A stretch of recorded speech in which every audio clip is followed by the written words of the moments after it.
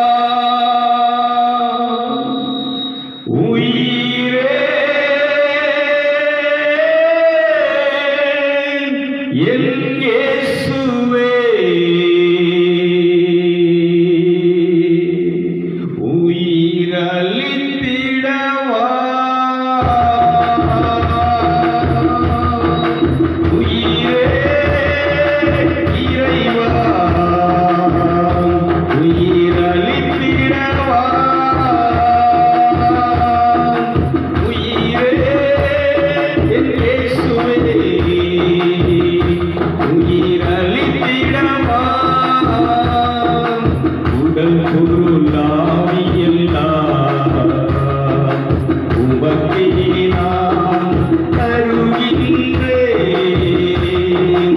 உடல் பொருளாவி எல்லாம் உமக்கே நான் தருகின்றேன்.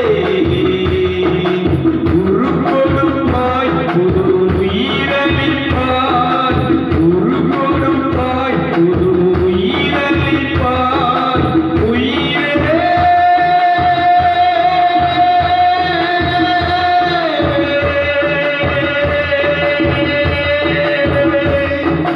என் இயேசுவே.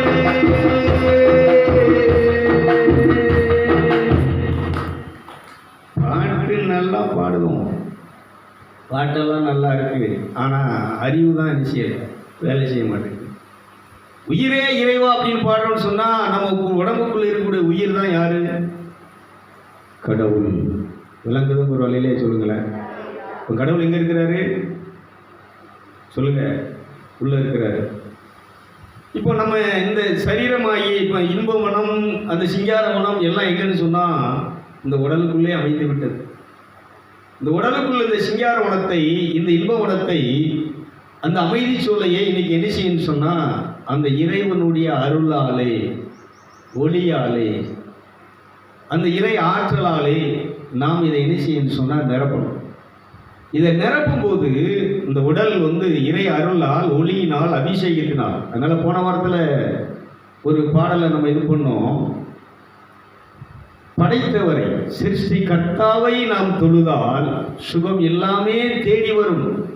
பரிசுத்த ஆவியிலே நிறைந்திருந்தால் நல்ல வாழ்க்கையே நம்மை தேடி வரும். நல்ல கைதி தெரிஞ்சுக்கணும். இந்த படைப்பு, மனிதன், இது எல்லாமே என்னன்னு சொன்னா இந்த இறை ஆற்றல், இந்த அபிஷேகத்திலே, அருளிலே தான் நிறைந்திருக்கிறது. இதை யோவான் எழுதின நற்செய்தி முதல் அதிகாரத்துக்கு நீங்க வந்தீங்க சொன்னா, யோவான் எழுதின நற்செய்தி முதல் அதிகாரத்துக்கு வாங்க. யோவான் முதல் அதிகாரம் 4வது வசனம் 5வது வசனத்தை பாருங்க. நல்லா கவனிச்சுக்கோங்க. அவருக்குள்ள என்ன இருந்துச்சு? ஜீவன் இருந்தது. அந்த ஜீவன் மனுஷனுக்கு ஒளியா இருந்தது. அந்த ஒளி இருளே, நல்லா கவனிங்க. அவருக்குள்ள என்ன இருந்தது? ஜீவன் இருந்தது. அந்த ஜீவன் இன்னைக்கு மனுஷனுக்குள்ள என்ன செஞ்சிருச்சு? ஒளியா இருக்கிறது. இப்போ நல்லா கவனிக்கணும். ஜீவன்னா என்ன? உயிர். இந்த உயிர்னா என்ன சொல்லுங்க? அதுதான் எனது இறைவன். இந்த உயிரை, அதனாலதான் என் உயிரான இயேசு என் உயிரோடு கலந்தேன். என் உயிரே நான் உண்மை இணைச்சி. இந்த பாட்டெல்லாம் நல்லா தான் எழுதியிருக்கிறாங்க. பாட்டெல்லாம் சபையில் நல்லா தான் படிக்கிறாங்க. நல்லா கவனிச்சுக்கோங்க. சபை என்பது என்னன்னா, சும்மா ஏதோ நமக்கு தெரியாமல் மைண்டில் உன்னையுமே வச்சிக்காமல் ஒரு பாட்டை பாடிட்டு கையை தட்டி ஆய் ஜீசஸ், ஆய் பரிசுத்தாவி அப்படின்னு சொல்லிட்டு போகிறது அல்ல.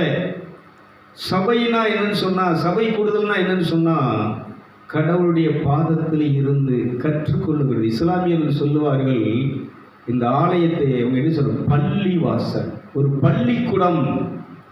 கடவுளை பற்றி அறிந்து கொள்கின்ற, கடவுளை முழுவதுமாக தெரிந்து கொள்கின்ற, கடவுளுக்குரிய ஸ்தானத்தை, மதிப்பை, வணக்கத்தை, தொழுகையை, ஆராதனையை எப்படி செய்ய வேண்டும் என்று கற்று அதை உணர்ந்து புரிந்து அவரை வழிபடக்கூடிய, கற்றுக்கொள்ளக்கூடிய ஒரு ஸ்தலம் தான் எதுன்னு சொன்னால் ஆலயம். இதை இஸ்லாமியர்கள் கரெக்டாக வச்சிருக்கிறாங்க. பள்ளி வாசல், பள்ளிக்கூடம். அப்போ இங்கே என்ன நடக்குன்னு சொன்னால், கடவுளை பற்றிய போதனை, உபதேசம். இயேசு என்ன சொன்னார்? போய் சகல ஜாதிகளையும் சீசராக்கி நான் உங்களுக்கு கற்றுக் கொடுத்த உபதேசங்களை கற்றுக் கொடுத்ததை எல்லாம் அவர்களுக்கு நீங்கள் அப்படியே கற்றுக் கொடுங்கள். கைதட்டுங்களை பார்ப்போம். இந்த சபைக்கு எதுக்கு வர்றோம்னு சொன்னால் நல்லா தெரிஞ்சுக்கணும். இப்போ நான் கேட்குறேன், இப்போ ஒரு வேதநாயகனையோ செல்வராஜனையோ அவங்க பிள்ளைகள் ஹாய் டேடி அப்படின்னு சொல்லி உங்களுக்கு என்ன ஒரு பாட்டு பாடி இப்படி ஆடினா என்ன இருக்கும்? கிறுக்கு போய் இல்லை என்ன நீங்கள் கிறுக்குத்தனமாக ஆடிட்டு கூத்தாடிட்டு இருக்கு. என்ன பார்த்திவேன் உங்கள் அப்பாவுக்கு முன்னால் போய் ஹாய் டேடி அப்படின்னு சொல்லிட்டு அப்பான்னு சொல்லிட்டு இப்படி ஆடினான்னு என்ன சொல்லுவார்? இல்லை உனக்கு எனக்கு கிறுக்கு பிடிச்சிட்டா சொல்லுங்களேன். நான் எங்கள் அப்பாட்ட சொல்லுங்க தமாஸ் பண்ணி இது பண்ணி, இல்லை உனக்கு கிறுக்கா என்ன நீ நினைஞ்சிட்டு இருக்கிற? நான் என்ன சொல்கிறேன்னா, கடவுள்னா யார்? எவ்வளவு பெரிய படைப்பார்! அந்த உடலை எவ்வளவு அழகா படைச்சிருக்கிறாரு. இந்த உடலுக்குள்ள ஆவி, ஆன்மா, உயிர், நம்ம சாப்பிட்ற சாப்பாடை ஜீர்ணிச்சு. அப்போ இந்த உயிர் நல்லா கவனிச்சுக்கணும். இன்னைக்கு இந்த உயிர் தான், இந்த உடல் ஒரு கட்டை. இந்த உடலுக்குள்ள, இந்த உடல் வாழ்றதற்கு, இந்த உடல் நல்லா இருப்பதற்கு இறைவன் என்ன செஞ்சிருக்கிறான்னா உணவை கொடுத்துருக்கிறான். நம்ம சாப்பிட்ற உணவை சாப்பிட்டு அந்த சாப்பிட்ற உணவுனால இது ரத்தமாகி, எலும்பாகி, கொழுப்பாகி, சதையாகி, ஊனா விந்தாகி இப்படி என்ன செஞ்சிருக்கிறாருன்னா அந்த உணவுனால இந்த உடல் என்ன செய்யணும், உயிர் வாழும்படியாக ஒரு சிஸ்டத்தை படைச்சு வச்சிருக்கிறார். ஆனால் இந்த உடலும் இந்த மனிதன், நான் சொல்லக்கூடிய இந்த உயிர் வாழ்கிறதற்கு இறைவன் என்ன செஞ்சிருக்கிறார் சொன்னா ஒரு ஆன்மாவை படைத்திருக்கிறார். கைதடிகளமாகும். இதை இந்த பாடத்தை முதல்ல நினைச்சுன்னா படிக்கணும். நான் ஆவி, ஆன்மா, உடல். இந்த ஆவி, ஆன்மா, உடல் என்ன செய்ய வேண்டியிருக்கு அப்படின்னு சொன்னா, இதை அறிந்து இந்த ஆவிதான் இறைவனோடு உறவாடக்கூடியது. கர்த்தர் ஆவியானவர், அவரை தொழுது கொள்கிறவர்கள் ஆவியிலும் உண்மையிலும் தொழ வேண்டும். இதைத்தான் இயேசு சொல்றாரு. இயேசு பரிசுத்த ஆவியினாலே தான் பிறக்கிறார். அவர் பிறப்பே எப்படி இருக்குன்னு சொன்னா பரிசுத்த ஆவியின் பிறப்பு. ஏசாயா தீர்க்கதரிசி 11ஆம் அதிகாரம் 1-2 என்ன சொல்லுதுன்னா, ஆண்டவருடைய ஆவி அவருக்குள் இருந்தது. அந்த ஆவி அவரை வாசிக்க பார்ப்போம். ஏசாயா தீர்க்கதரிசி 11ஆம் அதிகாரம். ஈசா என்னும் அடிமரத்தில் இருந்து ஒரு துளிர் தோன்றி அவர் வேர்களிலிருந்து ஒரு கிளை எழும்பி செழிக்கும். நல்லா கவனிச்சுக்கோங்க. ஒரு மனுஷன், மனித தன்மையில ஒரு மனுஷனுக்கு ஞானத்தையும் அறிவையும் உணர்த்தும் ஆவியும், ஆலோசனையும் பலனையும் அருளும் ஆவியும், அறிவையும் படைத்தவரை கர்த்தருக்கு பயப்படுற பயத்தை அருளும் ஆவியும், ஆவியுமாகிய கர்த்தருடைய ஆவியானவர் அவர் மேல் இருந்தார். நல்ல கரங்களை தேக்கி எண்ணிச்சோம், நல்ல கை தேக்கி எண்ணிச்சோம், நல்ல கரங்களை தேக்க. நீ நல்லா நீ கவனிக்கணும். ஒரு மனுஷன் மேல இந்த அபிஷேகம் இருக்கணும், இந்த ஆவியானவர் இருக்கணும். இவர் இருந்தால் தான் ஞானத்தையும் மெய் உணர்வையும் அருளும் ஆவியும், கடவுளுக்குரிய பயத்தை. நீ கடவுளுக்குரிய பயம் ஏதாவது இருக்கா? கடவுள் பயம் இருக்கா? கடவுள் பயந்து தான் வாழ்கிறோம். கொஞ்சம் யோசிப்பாங்க. இன்னைக்கு உலகத்தில் கடவுள் பயங்கிறது இல்லை. கடவுள் பயம் இல்லை. சும்மா ஏதோ கோயிலுக்கு போடுறோம், அவ்வளோதான். கடவுள் பட்சிக்கிற அக்கினி அவருக்கு முன்னால் எப்படி பரிசுத்த அலங்காரத்தோடு வர வேண்டும். நம்முடைய மைண்ட் எப்படி இருக்கணும்? இந்த மனசில் இருக்கக்கூடிய கோபம், வெறுப்பு, பகை, கடவுள் பயப்படுற பயம் இருந்தால் இதெல்லாம் நம்ம அவாய்ட் பண்ணணும். இதெல்லாம் இருந்துச்சுன்னா காலி பண்ணணும். இதெல்லாம் ஸ்டாப் பண்ணணும். இதெல்லாம் ஸ்டாப் பண்ணிட்டு அன்பு, அமைதி, அதான் இந்த குணங்கள், தெய்வீக ஞானமும் அருளும் ஆற்றலும், இதெல்லாம் எடுத்துன்னா ஒரு மனிதனுடைய குணம், தன்மை. அப்போ ஒரு மனுஷன் தான் யாருன்னு சொன்னா அவன் ஒரு ஆவிக்குரியவன். அவன் ஒரு ஆவி, ஆற்றல், சக்தி. இந்த ஆற்றல் சக்தி இன்னைக்கு என்ன செஞ்சிருக்குன்னு சொன்னா இந்த உடம்புக்குள்ள இருக்கு. இதை இன்னைக்கு நம்ம என்ன செய்யலைன்னா உயிர் கூட்டலை, அனல் கூட்டலை. இதைத்தான் இங்கே என்ன செய்யறாருன்னா யோவான் எழுதின நற்செய்தியில 12 அதிகாரம் 12வது வசனத்தையும் 13வது வசனத்தையும் வாசித்தீங்கன்னா, அவர் நாமத்தின் மேல் விசுவாசம் உள்ளவராய் அவரை ஏற்றுக்கொண்டவர்கள் எத்தனை பேர்களோ அத்தனை பேர்களும் தேவனுடைய பிள்ளைகளாகும்படி அவர்களுக்கு அதிகாரத்தை கொடுத்தார். நல்லா நீ கவனிக்கணும். இன்னைக்கு இந்த இயேசு கிறிஸ்து மேல ஒரு மனுஷன் என்ன செய்யணும்னா விசுவாசம் வைக்கும்போது, அவர் நாமத்து மேல விசுவாசம் வைக்கும்போது, இல்லை அவர் நாமத்தை அவர் தொழுது கொள்ளும்போது ஒரு மனுஷன் என்ன செய்யறான்னா கடவுளுடைய பிள்ளையா மாறும். இதுதான் நிக்கதேமு சொல்ற, நீ ஆவியிலே பிறக்காவிட்டால், நீ மறுபடி பிறக்காவிட்டால் தேவனுடைய ராஜ்யத்துக்குள்ள என்ன செய்ய முடியாது, வர முடியாது. 13ஆம் வசனத்தை வாசிப்போம். பார்த்தீங்கன்னா உங்களுக்கு செல்லில் அடிக்கிற நம்பர் அந்த யோவான் நற்செய்தி 1 அதிகாரம் 12-13 வசனம் அனுப்பியிருந்தேன். இதில் வாசி. நல்லா கவனிச்சுக்கணும். இப்போ அந்த ஆவிக்குரிய பிறப்பு அவர்கள் இரத்தத்தினாலாவது மாமிசத்தினுடைய சித்தத்தினாலாவது புருஷனுடைய அந்த வித்தினாலோ சித்தத்தினாலோ பிறவாமல் தேவனாலே பிறந்த. யார் கடவுளுடைய மக்கள் சொன்னால், இப்போ நம்ம இப்போ இருக்கிற இந்த சிஸ்ட அமைப்பு என்ன செய்யணும்னா மாமிசத்தினுடைய சித்தத்தினால ஒரு மனிதனுடைய மனுஷனுடைய வித்துனால அங்கே என்ன செஞ்சிருக்கிறாங்கன்னா இப்போ இந்த உடல் நமக்கு என்ன செஞ்சிருக்குன்னா வந்திருக்கு. ஆனால் அந்த உடலுக்குள் இருக்கக்கூடிய இந்த உயிருங்கிறது நல்லா கவனிச்சுக்கோங்க. இது இறைவன் வந்த இது அதான் சொல்ற முதல் அதிகாரத்திலே செத்து போச்சு. கடவுளுடைய வார்த்தையை மீறின உடனே அவருடைய கட்டளை கீழ்ப்படியிலன்னு உடனே என்ன செஞ்சு போச்சுன்னா அந்த ஆவி செயலிழந்து போய்விட்டது. இருக்கு, செத்து போச்சு. இப்போ இந்த ஆவி மறுபடியும் எப்போ உயிர் பெறுதுன்னு சொன்னா, மீண்டும் இந்த ஆவி எப்பொழுது சக்தி பெறுதுன்னு சொன்னா, இந்த ஆண்டவராய் இயேசு கிறிஸ்துவை இந்த ஆவியை இந்த ஆன்மாவை உயிர்ப்பித்து மறுபடியும் மறுபடிய செய்து இறைவனுடைய தன்மைக்கு பாவனைக்கு தோற்றத்திற்கு அவர் உருவாக்குவதற்காக இயேசுவானவர் இந்த உலகத்துக்கு மனுஷனாக அவதரித்தார், பிறந்தார், அவர் மரித்தார், ரத்தம் செஞ்சினார். இன்னைக்கு உயிர்த்தெழுந்து இன்னைக்கு பிதாவின் வலது வருஷத்தில் இருக்கிறார். எதற்கு என்று சொன்னால், அவருடைய பிறப்பு எதற்கு என்று சொன்னால், இந்த மனித சித்தத்தினால் பிறந்த நம்மை கடவுளுடைய பிள்ளைகளாக்கும்படி விசுவாசத்தினாலே நாம் பரிசுத்த ஆவியினாலே மறுபடி பிறக்கும் ஒரு வாய்ப்பை, ஒரு தருணத்தை, ஒரு சூழ்நிலையை அவர் நமக்கு உண்டாக்கி உருவாக்கி கொடுத்திருக்கிறார். கைதிகளமா. அப்போ இன்னைக்கு இந்த சபை என்ன, சபையில நம்ம என்ன கற்றுக்கிறோம்னு சொன்னா, அந்த சபை என்ன படிப்பினை நமக்கு கொடுக்கும்னு சொன்னா, இந்த உலக ஆசீர்வாதத்தை காட்டி அது ஆண்டவர் அதை செய்கிறாரு, ஆசீர்வதிக்கிறாரு, உனக்கு அதை தர்றாரு, இதை தர்றாருங்க. இது உலக விஷயம், மனுஷத்துக்குரிய விஷயங்கள், அழிஞ்சு போகிற விஷயங்கள். இதுக்கு நீ சபைக்கு வர வேண்டியதே இல்லை. நீ வேலை பார்த்தா போதும், நீ படித்தா போதும், உனக்கு உத்தியோகம் தன்னால் என்ன செய்ய வரும், வேலை உன்னுடைய உழைப்புக்கு தகுந்த பலனை என்ன செய்யணும்னா வந்துக்கிட்டே இருக்கும்.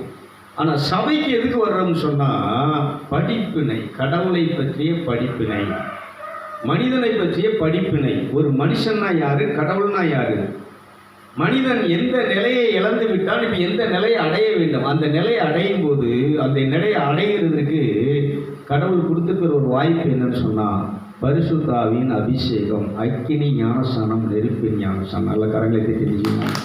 நல்ல இதைத்தான் ஏசாயா தீர்க்கதரிசி புஸ்தகம் 61ஆம் அதிகாரத்தில் என்ன செய்கிறார்னா, ஆண்டவருடைய ஆவி என் மேலே, அவர் என்னை அபிஷேகம் செய்துள்ளார். ஏசாயா தீர்க்கதரிசியினுடைய அந்த தீர்க்க தரிசனம் இப்பொழுது நிறைவேறிவிட்டது. ஏன்னா இப்போ கடவுளுடைய ஆவி என் மேலே நிறைஞ்சிருக்கிறார், என் மேலே வந்திருக்கிறார். வாசிங்க பார்ப்போம். கர்த்தருடைய தேவனுடைய ஆவி, தேவனான ஆவியானவர் என் மேல் இருக்கிறார். சிறுமைப்பட்டவர்களுக்கு, சிறைப்பட்டவர்களுக்கு சுவிசேஷத்தை அறிவிக்கவும் கர்த்தர் என்ன அபிஷேகம். அபிஷேகம் எதுக்கு நல்லா தெரியும். அப்போ இன்னைக்கு என்ன பண்ணணும்னு சொன்னால், சும்மா சபைக்கு அவங்க ஒரு பாட்டு பாடிட்டு ஏதோ ஒரு பிரசங்கத்தை கேட்டுட்டு ஒரு பிரசங்கத்தை பண்ணிட்டு ஒரு சபை இல்லை. சபைன்னா என்ன செய்யணும், இங்கே ஆண்டவருடைய அபிஷேகத்திலே நிரம்பி இருக்க வேண்டும். ஆண்டவருடைய அபிஷேகத்தை பெற வேண்டும். அபிஷேகத்தை சபை கொடுக்கிறதாக. அந்த அபிஷேகத்தை யார் கொடுக்கிறாருன்னு சொன்னால், ஒரு பாஸ்டர் அல்ல. நானும் உங்களுக்கு நீரால் ஞானஸ்நானம் கொடுக்கிறேன், எனக்கு பின் வருகிறவர் இயேசு கிறிஸ்துவை பார்த்து கையை காட்டி சொல்கிறார், இவர் பரிசுத்த ஆவியினாலும் நெருப்பினாலும் உங்களுக்கு ஞானஸ்நானம் கொடுப்பார். கைதிகளா எல்லா கரங்களை. அப்போ இந்த ஞானஸ்நானத்தை இன்னைக்கு இந்த சபை பெறணும். இந்த ஞானஸ்நானத்தை பெறுகிற உபதேசத்தை என்ன செய்யணும்னா சொல்லணும். இதை பார்த்தீங்கன்னு சொன்னால் வாசிங்க, லூக்கா எழுதின நற்செய்தி 11ஆம் அதிகாரம் 13ஆம் வசனத்தில் இயேசு அங்கே என்ன செய்வார்னா, இந்த பரிசுத்த ஆவியை பற்றி பேசுவார். தீயவர்களாகிய உங்களுடைய பொல்லாதவர்களாகிய தீயவர்களாகிய நீங்கள், நம்மளை பார்த்து தாய் தகப்பனை பார்த்து சொல்றாரு, பொல்லாத தகப்பனாகிய நீங்கள் உங்க பிள்ளைகளுக்கு நல்ல ஈவை கொடுக்கறதுக்கு, நல்ல வீட்டை கொடுக்கணும், நல்ல படிப்பை கொடுக்கணும், நல்ல ட்ரெஸ் பண்ணி கொடுக்கணும், நல்ல சமையல் பண்ணி கொடுக்கணும், ஒரு நல்ல வாழ்க்கையை அவங்களுக்கு கொடுக்கணும், நிறைய செல்வங்களை சேர்த்து அவங்களை என்ன செய்யணும், நல்லா வைக்கணும் அப்படின்னு சொல்லி பொல்லாதவர்களை நீங்களே உங்க பிள்ளைகளுக்கு நல்ல ஈவை கொடுக்க நினைத்திருக்கும் போது, அந்த பரம பிதாவானவர் உங்களை என்னை படைத்தவர், இந்த ஆவி ஆன்மா உடலை படைத்தவர் நம்மிடத்தில் வேண்டிக் கொள்ளுகிறவர்களுக்கு பரிசுத்த ஆவியை கொடுப்பது. அப்ப எங்க பேசுறார் இயேசுவானவர்? இந்த உலகத்துல அவர் சொன்ன உபதேசம் என்னன்னா, பரிசுத்த ஆவியை பெறணும். இந்த பரிசுத்த ஆவி ஞானஸ்நானத்தை பெறணும். அதுன்னு சொல்றாரு, நெருப்பின் ஞானஸ்நானத்தை பெறணும். கடைசியா அவர் சொன்ன கட்டளை என்னன்னா, அவர் சிலுவையிலிருந்து மரித்து உயிர்த்தெழுந்து பரலோகத்துக்கு அவர் ஏறி செல்கிறதுக்கு அவர் சொன்ன கட்டளை என்னன்னு சொன்னா, நீங்கள் போய் எருசலேமிலே காத்திருங்கள். சீடர்கள் சொன்ன கடைசி கட்டளை என்னன்னா, எருசலேமில் போய் காத்திருங்கள். பரிசுத்த ஆவியானவர் உன்னதத்தினுடைய வல்லமை உங்களை நிரப்புறது வரைக்கும் நீ அங்கே இரு, வேற எங்கேயும் போயிடாத. ஏன்னா அவர் இல்லைன்னா உனக்கு வாழ்க்கை இல்லை, அவர் இல்லைன்னா உனக்கு இன்பம் இல்லை, அவர் இல்லைன்னா அந்த சிங்காரான வாழ்க்கையில் அவர் வரலன்னா நீங்கள் இந்த பரலோகத்தோடு ஆவிக்குரிய உலகத்தோடு இறைவனோடு படைச்சவரோடு தொடர்பு கொள்ள முடியாதப்பா. போய் காத்திருங்கன்னு சொன்னாங்க. அவங்க தான் 10 நாள் அவர்கள் காத்திருக்கிறார்கள். 10ஆவது நாள் பெந்தேகோஸ்தே நாள் வந்த பொழுது பரிசுத்த ஆவியானவர் எல்லோரும் பார்த்து கொண்டிருக்க பகிரங்கமாக அவர்களே இறங்கி வந்தார். கைதி கேட்டு சொன்னால் இந்த அபிஷேகம் இறங்கினதுக்கு அப்புறம் தான் இந்த கிறிஸ்தவம் மார்க்கம் அங்கே என்ன செய்யுதுன்னா தொடங்குகிறது. நீங்க நல்லா கவனிக்கணும். இந்த கிறிஸ்தவ அமைப்பே இங்கே எப்போ உண்டாகுதுன்னு சொன்னால், இந்த பரிசுத்த ஆவியானவர் என்னைக்கு இறங்கி இவங்களை ஆட்கொண்டு இவங்க அதுக்கு முன்னால் இருந்ததெல்லாம் என்னதுன்னு சொன்னால் யூத மதம், யூத வழிபாடு, மத வழிபாடு. இந்த 4 வேதங்களை அடிப்படையாக கொண்டு, மோசேயினுடைய நியாயப்பிரமாணத்தை அடிப்படையாக கொண்டு யூதர்கள் என்ன செய்து கொண்டிருந்தார்கள் என்று சொன்னால், அந்த மத வழிபாட்டை, அந்த மத போதனையை, அந்த நியாயப்பிரமாணத்தை அவர்கள் கை கொண்டு வந்தார்கள். இந்த பரிசுத்த ஆவி ஞானஸ்நானம் அவர்கள் பெற்று அந்த ஆவியிலே பலனடைந்ததுக்கு அப்புறம் ஆவியானவர் அவர்களுக்கு போதிக்க ஆரம்பித்தார்.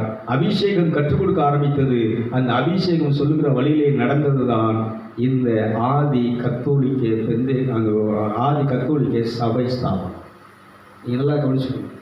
அப்போ இந்த சபை எப்போ ஆரம்பிக்கி?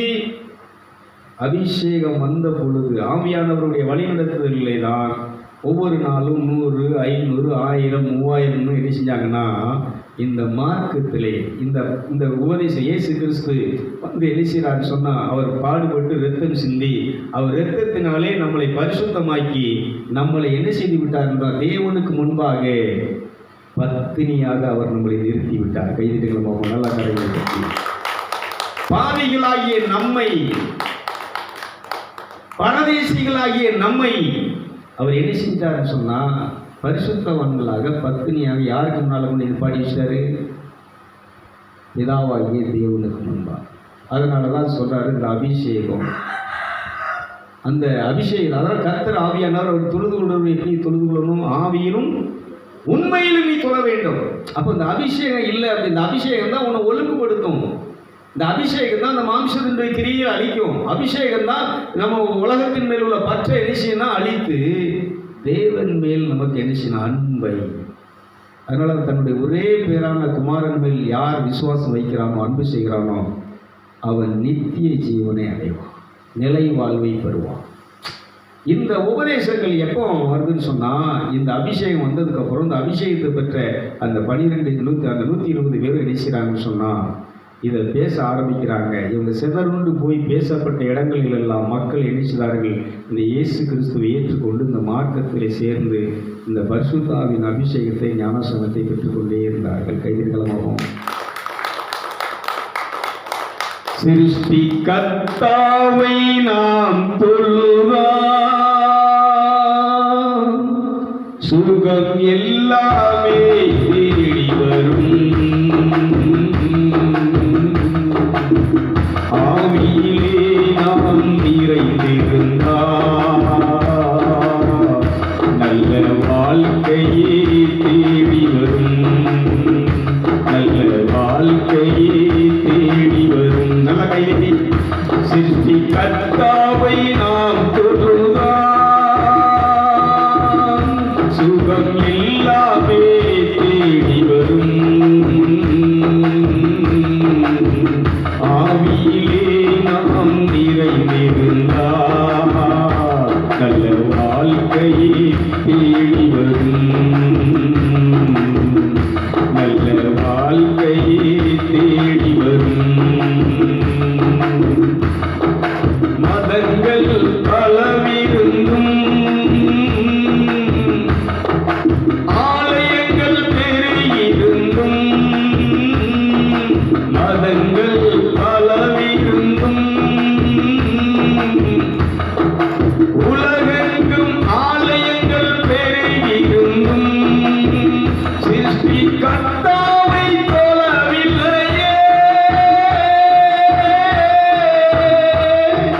படைத்தவரை விழுந்து வணங்கவில்லையே,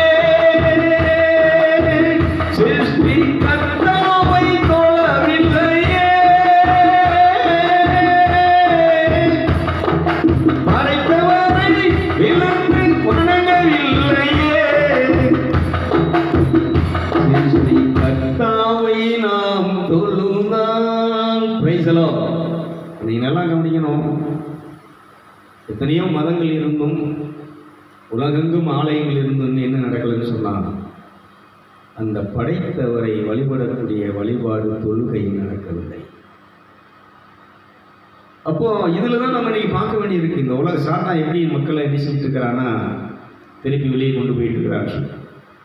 அதனால இன்னைக்கு இந்த அபிஷேகம் இருந்தால் போதும், நல்ல வாழ்க்கை, அமைதி நிறைந்த வாழ்க்கை. அந்த சிங்கார வனத்தில் அன்னைக்கு அந்த முதல் மனிதன் ஆதாம் ஏவாளும் இருக்கும்போது அந்த சிங்கார வனம் எப்படி அமைதியாக இருந்துச்சு, எப்படி நிம்மதியாக இருந்துச்சு. அந்த வாழ்க்கை இன்னைக்கு வேணும்னு சொன்னால், இன்னைக்கு நமக்கு என்ன வேணும்னு சொன்னால், இந்த அபிஷேகத்தில் நிரம்பி வரும். நீங்கள் அபிஷேகங்கிறது இன்றைக்கி சில வந்து அப்படியே காங்க அவ்வளோதான், அதுக்குள்ளே போகிறோம் நிறுத்திடுவோம். ஏன்னா இவங்க 1 மணி நேரம் வழிபாடு தான், 1.5 மணி நேரம் வழிபாடு தான். இந்த 1 மணி நேரத்தில் பிரசங்கம், பாட்டு, காணிக்கை, சாட்சி, சங்கீதம், அதுக்கு விளக்கம், இதில் அவங்க பிள்ளைகளை பாட வச்சு, கொண்டாட்டி மாதிரி பாட வச்சு, அவங்க போஸ் கொடுத்து, இத்தனையும் இந்த 1 மணி நேரத்தில் நடக்குது. இங்கே என்ன நடக்கலைன்னு சொன்னால், தேவனுக்குரிய இந்த உபதேசம். சபை என்பது ஏதோ குடும்பத்தை விளம்பரப்படுத்தக்கூடிய, ஊழியத்தை ஸ்தாபனத்தை விளம்பரப்படுத்தக்கூடிய ஒரு இடம் அல்ல. இது தேவனை முழுக்க தேவனை பற்றி அறிந்து கொள்வதற்காக கற்றுக் கொடுக்க வேண்டிய பாடசாலை, பள்ளிக்கூடம். இது அதனால தான் நாங்கள் என்ன செஞ்சுருக்கோம்னா, இந்த இதை தெளிவாக பண்ணிகிட்டே இருக்கிறேன். இந்த உபதேசம் என்பது இந்த உலகத்தை வெறுக்கணும், உலகத்தை தூக்கி தூர எறியணும். உலகத்திற்கும் தேவனுக்கும் நீ நண்பனாக என்ன செய்ய முடியாது. ஒன்று நீ கடவுளை பகைக்கணும், இல்லைன்னா உலகத்தை என்ன செய்யணும். உலகிற்கும் கடவுளுக்கும் நீ நண்பனாக சிநேகனாக இருக்க முடியாது. ஒரு வழியிலே சொல்லுங்களேன், இல்லை சத்தமாக சொல்லுங்களேன். இன்னைக்கு நான் கேட்குறேன், இன்றைக்கி நம்ம இதயத்தில் உலகம் இருக்கா, கடவுள் இருக்கிறாரா? கடவுள் தான் இருக்கிறாரா? கடவுளை எவ்வளோ நேரம் நினைக்கிறோம், உலகத்தை எவ்வளோ நேரம் வச்சுருக்கிறோம். உலகம்னு சொன்னால் பிள்ளைகள், புருஷன், கொண்டாட்டி, வீடு, சொத்து, சொல்லுங்கள், ஆடு, மாடு. இப்போ நம்ம மனசு கூட எது மேலே இருக்குது, உலகத்துக்கு. இது யாரும் என்ன செய்ய முடியாது.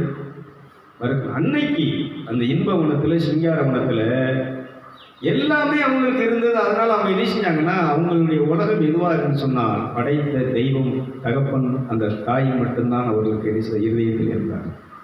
அதனால் மாலை குளிர்ச்சியான நிலையில் அவர் அங்கே வரும்போது இவங்களுக்கு அந்த வாசம் தெரியும். உடனே என்ன செய்வாங்கன்னா, அவரை எதிர்நோக்கி நம்ம பிள்ளைகள், நம்ம வேலைக்கு போயிட்டு வரும்போதோ, இல்லை எங்கேயோ வெளியில் சங்கரங்கோயிலோ வேறு வெளியூர் போயிட்டு வரும்போது பண்டம் வாங்கிட்டு வருவான்னு ஆசையோடு ஓடியாடுற மாதிரி, இந்த ஆதாம் ஏவாள் அந்த இறைவனை தரிசிப்பதற்கு ஆவலாக காத்திருந்தார்கள். கைதிகளும் பார்ப்போம். இது இன்னைக்கு இருக்கா? இல்லை. இது வந்துருச்சுன்னு சொன்னால் இதான் மோட்ச வாழ்க்கை. செத்ததுக்கப்புறம் நீ மோட்சத்தை பார்க்க போகிறதில்லை, இங்கேயே நீ மோட்சத்தை நினைச்சுறாங்க. இதுதான் இந்த ஆலய வழிபாட்டினுடைய அம்சங்கள். நீங்கள் நல்லா புரிஞ்சுக்கணும். ஆலயம்னா என்னன்னு சொன்னால், ஆலய வழிபாடுன்னா என்னன்னு சொன்னால், அதனால தான் ஆலயத்துக்கு போவோம் என்று சொன்ன உடனே என் உள்ளத்தில் என்ன செய்வது, மகிழ்ச்சி பொங்கியது. சந்தோஷத்தால் நான் என்ன செய்ய நிறவேன். ஏன்னா ஆலயத்தில் இறைவனை பற்றி அறிந்து கொள்ளப் போகிறேன், அவரை தெரிந்து கொள்ளப் போகிறேன், அவரை நான் தொழுது கொள்ளப் போகிறேன், அவருக்குரிய மதிப்பை, ஸ்தானத்தை நான் கொடுத்து அவரை நான் என்ன செய்ய போகிறேன்னு சொன்னால், அன்பு செய்ய போகிறேன். அதனால் இறைவனை நேசிக்கிற தகப்பன் பிள்ளை என்கிற உறவை அங்கே வளர்த்து கொள்ளுகிற ஒரு வழிபாட்டுக்குரிய ஒரு இடம்தான் எதுன்னு சொன்னால் ஆலயம். அதனால் இது என்னன்னா ஒரு பள்ளிக்கூடம். பிரைஸ்களா, எல்லாம் சத்தமாக சொல்லுங்களேன். குருகுலம். ஒரு குருகுலத்திலிருந்து நம்ம என்ன செய்கிறோன்னா அந்த இறைவன். அதனால தான் 1 யோவான் 2:27 சொல்கிறது, நீங்கள் அவராலே பெற்ற அபிஷேகம் உங்களுக்கு போதிக்கிறது, கற்றுக் கொடுக்கிறது, உண்மையைத்தான் போதிக்கிறது, அதிலே நீங்கள் நிலைத்திருங்கள், அது என்ன சொல்லுகிறதோ அதன்படி நீங்கள் நடங்கள். உங்களுக்கு பாஸ்டர்லாம் என்னென்ன தேவை சொல்லுங்க. நீ அபிஷேகம் பெற்றுட்டேன்னா, இந்த அபிஷேகம் பெற்றவங்களுக்கு பாருங்க, அவங்க யாருக்கு பாஸ்டராக இருந்தா. நான் கேட்குறேன், இந்த தந்தை குறித்த திருநாள் என்று இவங்க 120 பேர் அந்த மாடியர்களை கூடி இருந்தாங்களே, இவங்க அபிஷேகம் பெற்றுட்டாங்க, இவங்களுக்கு யார் இன்னைக்கு பாஸ்டராக இருந்தது? ஆவியானவரே பாஸ்டர். கைதிட்டுங்களா? அப்போ நல்ல கரைகள் தெரியும். உங்களுக்கு ஒரு ஆபத்து, உங்களுக்கு ஒரு பிரச்சனை, உங்கள் சூழ்நிலை உங்களுக்கு விரோதமாக உங்களுக்கு ஒரு தீமை நடக்கும்போது அங்கே யார் நிற்பார்? பாஸ்டர் நிற்க மாட்டாங்க. யார் நிற்பார்னா இந்த ஆவியான. இயேசுவே என்னை காப்பாற்றுன்னு தான் சொல்ல முடியும். பாஸ்டர் எங்களை காப்பாற்றுங்க, பிரதர் எங்களை காப்பாற்றுங்கன்னா பிரதர் நினைச்சுவார், இங்கே படுத்து கிடப்பார், உறங்கிட்டு இருப்பார். இல்லைன்னா ஒரு மாடு ஆடு மேய்ச்சிட்டு இருப்பார். ஹலோ, அதனால தான் சொல்கிறேன், இந்த இதயத்திலே வைக்க வேண்டிய ஒரு நபர் யார் என்று சொன்னார், உங்களையும் என்னையும் படைத்த இறைவன் மட்டுமே. அதனால இன்னைக்கு அந்த அபிஷேகம் நம்மகிட்ட செயல்படாதனால, அந்த அபிஷேகம் நம்மளை வழி நடக்காதனால நம்ம இஷ்டத்துக்கு வாழ்கிறோம், இஷ்டத்துக்கு பேசுகிறோம், இஷ்டத்துக்கு நம்ம என்னெல்லாமோ பண்ணிகிட்டு இருக்கிறோம். இந்த வாழ்க்கை என்ன செய்யுன்னு சொன்னால் அழிவில் கொண்டு விடும். மனுஷனுக்கு செம்மையாய் தோன்றுகிற ஒரு வழி உண்டு, அது மரண வழின்னு சாலமோன் ஞானி நீதிமொழிகள் புஸ்தகத்தில் சொல்கிறார். மனுஷனுக்கு நம்ம செய்கிறதுலாம் சரிதான், நம்ம வாழ்கிறது சரிதான், நம்ம இன்னைக்கு உடுத்துறது, சாப்பிட்றது, சம்பாதிக்கிறது எல்லாம் சரிதான் நினைக்கிறோம். ஆனால் இது சரியில்லை, இது சரின்னு சொல்லக்கூடியது எதுன்னு சொன்னால் இந்த அபிஷேகம் மட்டும்தான் சொல்லும். செய்திகள் பார்ப்போம், நல்லா கரெக்டு. அதனால தான் பரிசுத்த ஆவியானுடைய ஐக்கியம் உங்களோடு இருப்பதாக, பரிசுத்த ஆவியானுடைய தொடர்பு நட்பு உங்களோடு கூட இருப்பதாக. பரிசுத்த ஆவியிலே நீங்கள் நடத்தப்படுவீங்கன்னு சொன்னால் நீங்கள் குற்றமற்ற கரைதிரையற்றவர்கள், மாசற்றவர்கள். தேவனுக்கு முன்பாக உங்கள் மனசாட்சி எப்படி இருக்குன்னு சொன்னால் ரொம்ப ஃப்ரெஷ்ஷாக இருக்கும், பரிசுத்தமாக இருக்கும். நீங்கள் வழிபாடு செலுத்த வந்த உடனே, இறைவன் அப்பான்னு கூப்பிட்ட உடனே அவருடைய அருள் அந்த வந்து சடக்கை நிச்சயம். நாய்க்கு தெரியுதுங்க, நான் வண்டி அங்கே திருப்பின உடனே அங்கே நினைச்சதுன்னா இங்கே திருப்பி முடியாது. நாய்க்கு தெரியுது தன்னுடைய முதலாளியினுடைய அந்த வாசனை அங்கே தெரியுது. நான் அங்கேருந்து நடந்து வரும்போது இங்கே நீங்கள் படுத்து கிடக்கணும், நினைச்சாருன்னா ஒடியாது. வேற ஒருத்தங்க நடந்து வந்தாங்கன்னு சொன்னால் இங்கேருந்து நாய் எரிச்சி குலைச்சிட்டு அங்கே எரிச்சி உள்ளே இறக்க விடாமல் போய் நிற்கும். நல்லா கவனிச்சு, நைட்டில் நான் இந்த ரூமில் படுத்திருந்தேன்னா அந்த வார் போட்ட நாய் வந்து எரிச்சின்னு கிளினிக்கில் படுத்துக்கணும். நான் எங்கே படுத்திருந்தானே என் கால் மாட்டை அங்கே வந்து படுத்துருவோம்.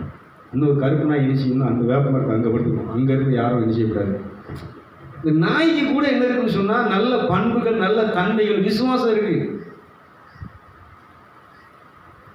ஒரு 10 நாயை வளர்த்தா கூட அதுக்கு நன்றி இருக்கும், அதுக்கு ஒரு நல்ல பண்புகள் இருக்கும். அதனால் என்ன இருக்குன்னு சொன்னால் நமக்கு ஒரு நல்ல ஒரு பாதுகாப்பு இருக்கும் பொழுது. ஆனால் அந்த மனுஷனை வளர்த்து நம்பி அவனை இது பண்ணி என்ன இல்லைன்னா அந்த அளவுக்கு என்ன இல்லை.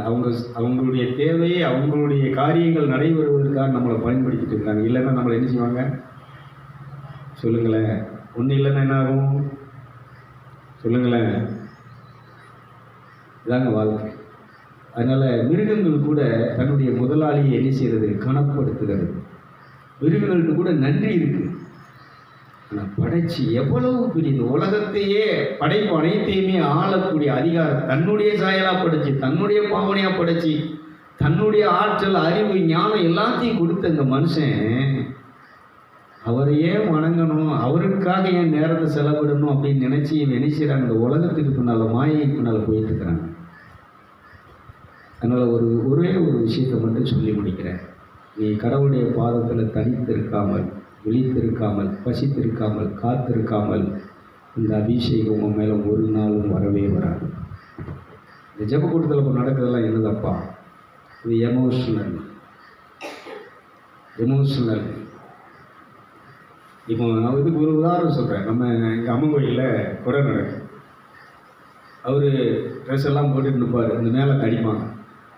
இந்த மேலத்தை அடிக்க சாமி ஆடுறவங்களுக்கு சாமி வருதா இல்லையா தெரியாது. நிற்கிறவனுக்கு பூரா குடித்தவனுக்கு பூரா என்ன வரும்? தண்ணி அடித்தவனுக்கு ஆட்டோமேட்டிக் என்ன வரும்? சட்டாக்கு நம்ம அடிக்க பக்கத்தில் நல்லா அடிவா, சீக்கிரம் சாமி வரட்டும், நல்லா அடி. இந்த மேலத்துக்கு தகுந்த மாதிரி எல்லாருக்கும் என்ன வருது சொல்லுங்களேன்? சாமி வருது. அது உண்மையான சாமியா? உண்மையிலே அவங்களுக்கு சாமி வந்துச்சா? உண்மையிலே அவங்க சாமி ஆடுறவங்களா? இல்லை. அப்படி இதே மாதிரி இன்னைக்கு எமோஷனலாக என்னத்தையும் ஒன்று தட்டி கொட்டி நமக்கு ஒரு சில இதுகளை வார்த்தைகளை உண்டாக்கி ஏதோ ஒரு பாட்டை போட்டு விரட்டி எந்தையை செஞ்சுட்டு இருக்கிறாங்க. அபிஷேகம் என்பது அது ஒரு ரூபத்தையே, ஒரு சாயலை மாற்றி இறை தன்மைக்கு, இறை தோற்றத்திற்கு, இறைவனுடைய ஆற்றல் அனைத்தையும், சக்தி அனைத்தையும் நமக்குள்ளே கொண்டு வந்து நம்மளை உருமாற்றுகின்ற ஒரு தெய்வீக பிறப்பாக நம்மளை பிறக்கச் செய்கின்ற ஒரு அனுபவம் நல்லா கவனிச்சுக்கணும். அதனால இந்த அனுபவம் இல்லை, கோயிலுக்கு போகிறவங்ககிட்ட இன்றைக்கி என்ன இல்லை, அனுபவம் வரணும்னு சொல்லி நீங்கள் காத்துக்கணும். என் என்ன மாற்றணும், நான் என்ன செய்யணும், இன்னைக்குரிய எனக்குரிய ஆகாரத்தை, எனக்குரிய தாளந்தை இன்றைக்கி நான் பொறுமையாக, அன்பாக, அமைதியாக, எல்லாத்தையும் அன்பாக நடந்து கொள்வதற்கு, இன்றைக்கி நான் போகிற இடத்துல உண்மையாக நேர்மையாக நடந்து கொள்வதற்கு உங்கள் அபிஷேகம் என்னை வழிநடத்தட்டும். என்னை ஆட்கொண்ட தேவனுடைய அந்த ஆற்றல் என்னை வழிநடத்தட்டும், உடைய வார்த்தை என்னை வழிநடத்தட்டும்னு சொல்லி என்னைக்கு ஒரு மனுஷன் தனித்து கடவுளுடைய பாதத்திலே உட்காருகிறானோ, என்னைக்கு கடவுளை அன்பு செய்ய ஆரம்பிக்கிறானோ, அன்னைக்கு இந்த தெய்வம் உனக்குள்ளே வெளிப்பட ஆரம்பிப்பான். இந்த பரிசுத்த ஆவியானவருடைய ஆற்றல் உனக்குள்ளே வெளிப்பட ஆரம்பிக்கும். இந்த இயேசுவை வழிநடத்தின அதே அபிஷேகம் உங்களை என்னை வழிநடத்தி அந்த மோட்ச வாழ்க்கையை இங்கே தந்து இந்த உடலை விட்டு நாம் பிரியும் போது, இதுதான் கடைசி சொல்ல வேண்டிய விஷயத்தை நான் சொல்லியிருந்தேன். இந்த உடல், இந்த ஆவி தங்குகிறதற்கு கொடுக்கப்பட்ட வீடு, கோவில். இந்த உடலை நீ இழந்துட்ட அப்படின்னு சொன்னால் அடுத்து இந்த ஆவி, இந்த உயிர் தங்குகிறதுக்கு என்ன கிடையாது, அந்த இடம் வேணும்னு சொன்னால் இந்த பரிசுத்த ஆவியானவர்தான் அந்த இடத்தை தர முடியும், கொண்டு போக முடியும். நல்லா கைதட்டி என்ன செய்வோம். இயேசுவை எப்படி கொண்டு போன அந்த ஆவியின் அருள் அபிஷேகம், இயேசுவை எப்படி கல்லறையிலிருந்து உயிர்ப்பித்து அவரை இந்த உலகத்துக்கு வெளிப்படுத்திய அந்த அபிஷேகம், எப்படி கன்னி மரியாதை இடத்திலே அந்த அபிஷேகம் இறங்கி செயல்பட்டு அந்த இயேசுவானவரை இந்த உலகத்துக்கு கடவுளுடைய மகனாக கொடுத்த அபிஷேகம் எல்லாத்தையுமே. அதனால தான் ஒரு வாழ்க்கை, உனக்கு நல்ல வாழ்க்கை வர வேண்டும் என்று சொன்னால், நல்ல வாழ்க்கை வாழ வேண்டும் என்று சொன்னால் அபிஷேகம் ஒன்று தான் நம்மளை வாழ வைக்கும் என்று சொல்லி இந்த அபிஷேகத்தை காத்திருந்து நீங்கள் பெற்றுக்கொண்டு அந்த மோட்ச இன்பவனத்தின் வாழ்க்கையை, இந்த ஏதேன் தோட்டத்தின் வாழ்க்கை, சிங்காரவனத்தின் வாழ்க்கையை வாழ வேண்டும் என்று சொல்லி வாழ்த்தி ஆசீர்வதித்து இந்த நிகழ்ச்சியை நிறைவு செய்கிறேன். கரங்களை தட்டி நிச்சயம்.